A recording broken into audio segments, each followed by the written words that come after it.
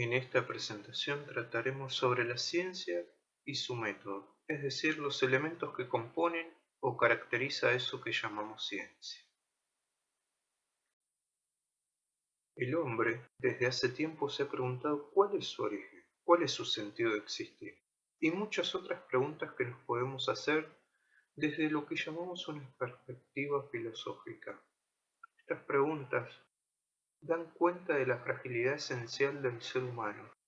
Y éste ha intentado superar dicha fragilidad mediante diversas creaciones, como son el arte, la religión, la filosofía y la ciencia. Estas no son solo modos de mirar el mundo, sino también tratan de dar respuesta a esa fragilidad esencial. Una no es mejor que la otra, y no son contradictorias, coexisten, brindan respuestas desde diversas perspectivas. Por eso permanecen en nuestras vidas. En esta pregunta se pueden dar varias respuestas.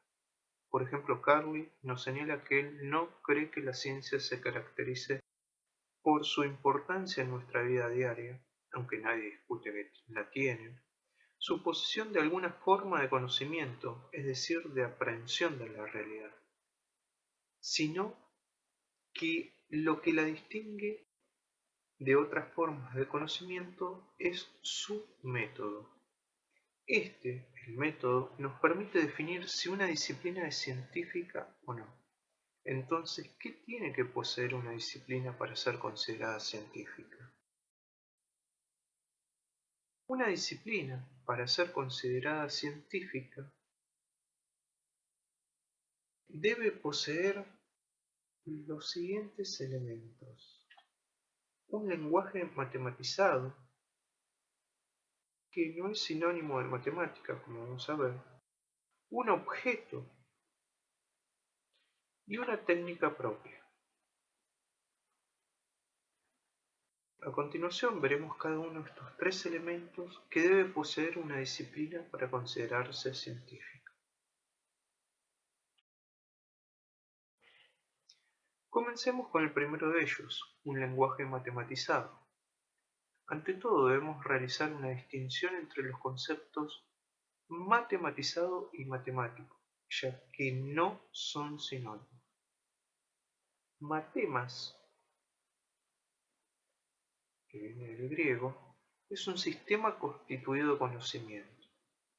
También tiene otra doble acepción, es el conocimiento en su contenido, y por otro lado es la manera como ese conocimiento se da en matemas, es decir, en fórmulas que pueden participar de la matesis, es decir, del aprendizaje de una forma dada por el maestro, escuchada y aprendida de memoria por el discípulo y convertida así en su conocimiento.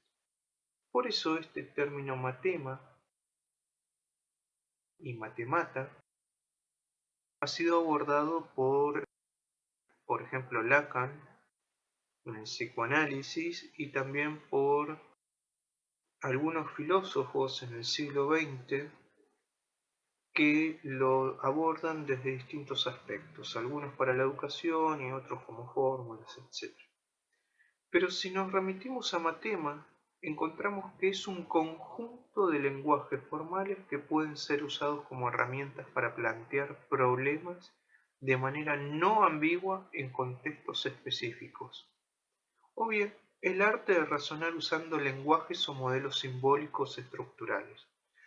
Con este último concepto o acepción del concepto de matema nos vamos a quedar, que es el conjunto de lenguajes formales que pueden ser usados como herramientas para plantear problemas de manera no ambigua en contextos específicos, o el arte de razonar usando lenguajes o modelos simbólicos estructurales. De ahí que después derive la conocida matemática que tenemos nosotros, pues son símbolos estructurales o modelos. Pero fíjense que el concepto es más amplio.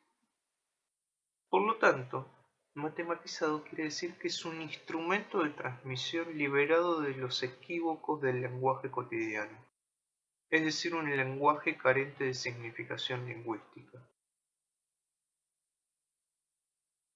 Es un lenguaje unívoco. Por ejemplo, una fórmula química como la del agua, H2O.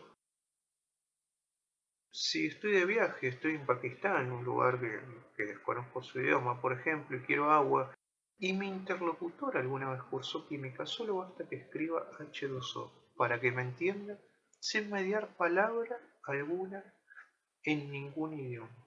No importa la lengua, entendida en relación al idioma, siempre tendrá el mismo significado. Eso puede ser bastante comprensible, pero vayamos a otro ejemplo. Es el concepto de pierna.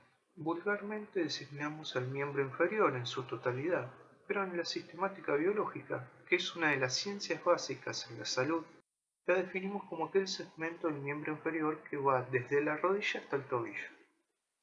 Uno puede decir, es una obviedad, pero fíjense la importancia que tiene la comunicación con otros profesionales en la práctica profesional diaria, además de la ciencia que nos aporta este concepto y su definición. Por ejemplo, si alguien de guardia, como me pasó una vez, viene con una orden que dice radiografía frente y perfil de pierna, diagnóstico fractura, uno ve, hace la imagen de la pierna, es decir, del segmento que va de la rodilla al tobillo, y encuentra que no hay ningún trazo de fractura, no hay nada. Pero en un caso pediátrico se ve que tiene algo en el muslo que su tío se lo había puesto porque ahí le dolía, entonces ante el interrogatorio del radiólogo, donde es la zona de dolencia y demás, es el muslo. Se le hace la radiografía del muslo, pero como todos sabemos tenemos que tener la indicación médica. Por lo tanto, se le dice que vaya al profesional que indicó esta práctica y que por favor haga de muslo. A lo cual viene el profesional, está indignado diciendo, pero si es lo mismo, nadie dice pierna, a lo cual uno tiene que responder, la pierna de la rodilla al tobillo, acá se necesita un muslo porque si no tenemos un problema. En el caso que estoy relatando de orden administrativo legal por hacer una práctica que no fue prescripta por un médico, pero también tenemos un problema del lenguaje. Es el profesional que lo indicó está utilizando un lenguaje vulgar cuando debería utilizar un lenguaje académico para evitar los errores de interpretación. Simplemente un caso como para entender la importancia de ese lenguaje matematizado. Es decir, no es solo una fórmula matemática, una fórmula química, tiene que ver con ese concepto unívoco dentro de un sistema de conocimiento, que significa una cosa y no otra, o cualquier otra. El investigador tiene un lenguaje natural imposible de obviar, con una estructura gramatical y semántica correcta para expresarse con claridad. Es decir, el investigador tiene que expresarse en el lenguaje de aquella rama de la ciencia en la cual se desempeña para evitar estos equívocos. El segundo elemento que debe poseer una disciplina para considerarse científica es un objeto. ¿Qué es el objeto?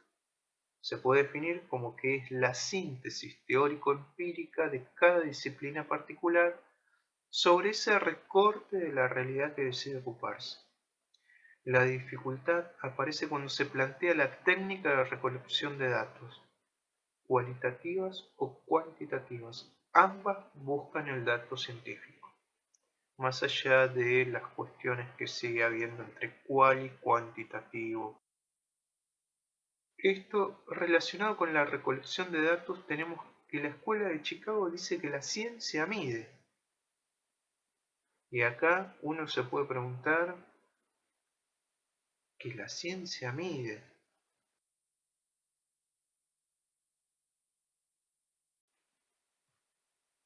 Pero, ¿qué es medir? ¿O cómo debemos interpretar este concepto?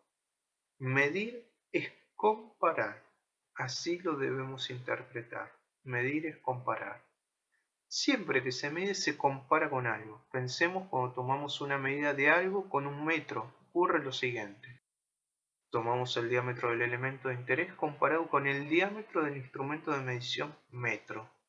Pero también el instrumento de medición metro está en relación con el metro que se encuentra en París y es al cual se llegó por consenso para que sea la unidad del sistema métrico internacional. Por ello, hacer ciencia es la tarea de transformar elementos del orden conceptual abstracto en empírico.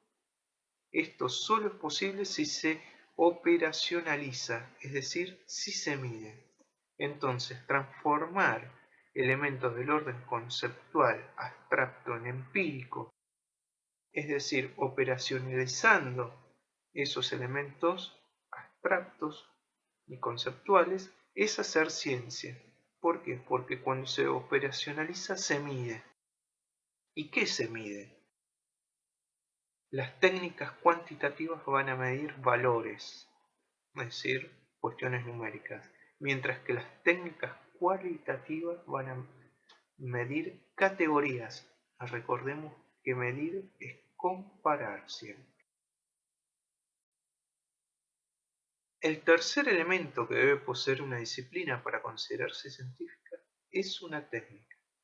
La técnica de investigación está subordinada al método. Siempre se subordina al método. Entonces, ¿cuál es el método de la ciencia? El método de la ciencia es el hipotético deductivo y sus técnicas pueden ser cuantitativas o bien cualitativas o mixtas como hay algunas investigaciones.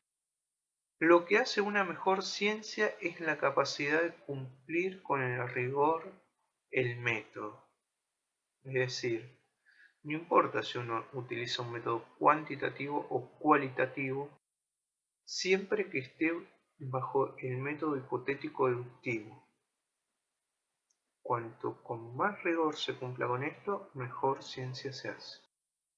Entonces, el método siempre será el hipotético deductivo, mientras las estrategias o técnicas, la manera en que se operacionalizan las variables de interés, van a depender del objeto de interés, de los objetivos, etc. y serán cuantitativas o cualitativas.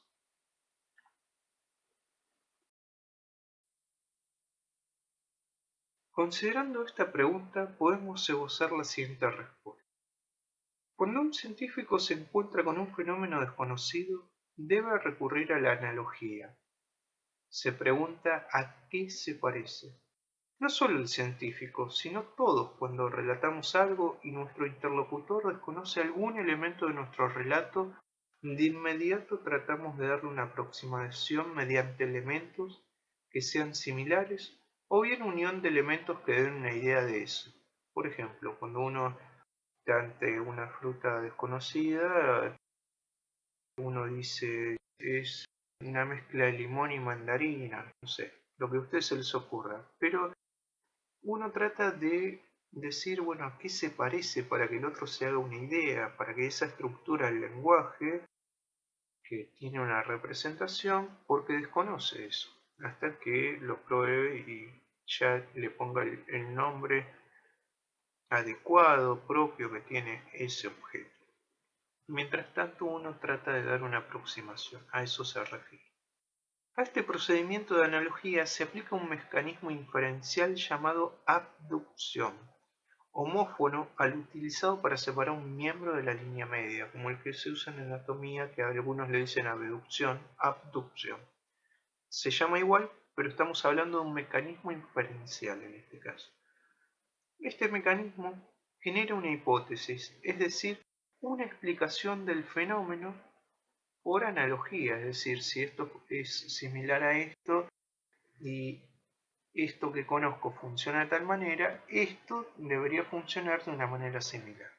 ¿Se entiende?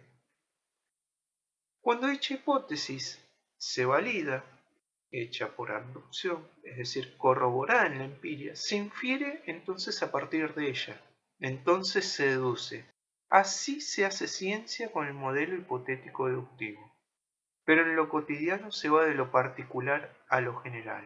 Por lo tanto, se induce, se hace una inducción.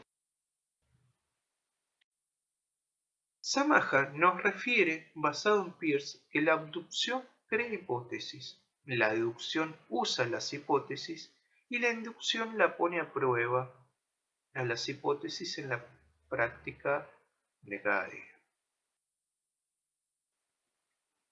Por ejemplo, Carly relata cuando se descubre, entre comillas, el HIV o se da a conocer las patologías, se desconocía qué era el HIV. Por lo tanto, las primeras hipótesis que se barajaban eran por aducción, es decir, a qué era parecido esas enfermedades que iban apareciendo que no se comprendían bien. Entonces se generaban hipótesis a partir de la analogía. Una vez que esas hipótesis se iban corroborando, se validaban en la empiria, se las usaba de manera para predecir, entonces se deducía de ella. Y una vez que esto tomó cuerpo y se impuso en una determinada disciplina, esas hipótesis eran puestas a prueba cada vez que se las utilizaba, por lo tanto se hacía una inducción, es decir, una sumatoria de corroboraciones. Si los mecanismos inferenciales nos tenemos que remitir a la lógica, ¿sí? Sobre los mecanismos inferenciales. Igualmente después lo vamos a ver bien en detalle cómo trabajan, ¿sí?